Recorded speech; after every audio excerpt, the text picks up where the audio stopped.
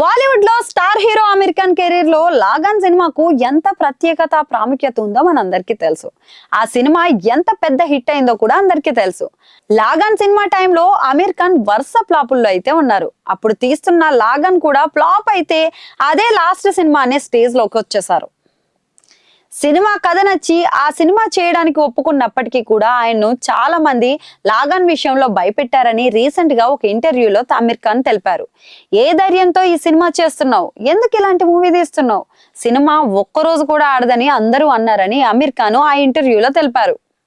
దానికి తోడు ఆ రోజుల్లో అమితాబ్ వాయిస్ ఓవర్ ఇచ్చిన సినిమాలన్నీ కూడా ఫ్లాప్లు అయ్యేవనే సెంటిమెంట్ కూడా ఉండేదని, లాగాన్ సినిమాకు అమితాబ్ వాయిస్ ఓవర్ ఇచ్చారని, ఆ సెంటిమెంట్ తో లాగాన్ కూడా ఫ్లాప్ అవుతుందన్నారని, క్రికెట్ బేస్డ్ సినిమాలు ఆ టైంలో ఆడలేదని, లాగాన్ మూవీ కూడా పోతుందని అందరూ అన్నారని, ఆ సినిమా చేసినన్ని రోజులు ఆ భయంతోనే చేసినట్లు ఆమీర్ ఖాన్ చెప్పారు. కానీ కొందరు అంచనాలను తారుమారు చేస్తూ సినిమా బ్లాక్ బస్టర్ హిట్ గా అయితే నిలిచిందని, హిట్ అవ్వడమే కాకుండా ఆ టైంలో లాగాన్ కు పలు అవార్డులు కూడా వచ్చాయని ఆమీర్ ఖాన్ తెలిపారు. బ్రిటిష్ వారితో స్థానికులంతా కలిసి క్రికెట్ ఆడి గెలిచి ట్యాక్స్ నుంచి మినహాయింపు పొందడం అనే కాన్సెప్ట్ తో తెరకెక్కిన లాగాన్ కు ఏఆర్ రెహమాన్ ఇచ్చిన మ్యూజిక్ కూడా ఎంతో ప్లస్ అయింది.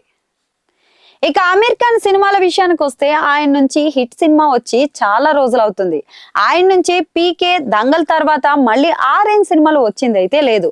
మొన్న మధ్యన వచ్చిన థగ్స్ ఆఫ్ హిందుస్థాన్, లాల్ సింగ్ చడ్డా సినిమాలు కూడా డిజాస్టర్లు అయ్యాయి.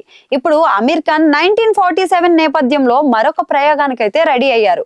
ఇదిలా ఉంటే ఆమీర్ ఖాన్ 60వ పుట్టినరోజు వేడుకల్ని ఘనంగా నిర్వహించాలని పీవీఆర్ ఐనాక్స్ నిర్ణయించుకుని ఆయన నటించిన పలు హిట్ సినిమాలను థియేటర్లలో స్పెషల్ షోలు అయితే వేస్తుంది.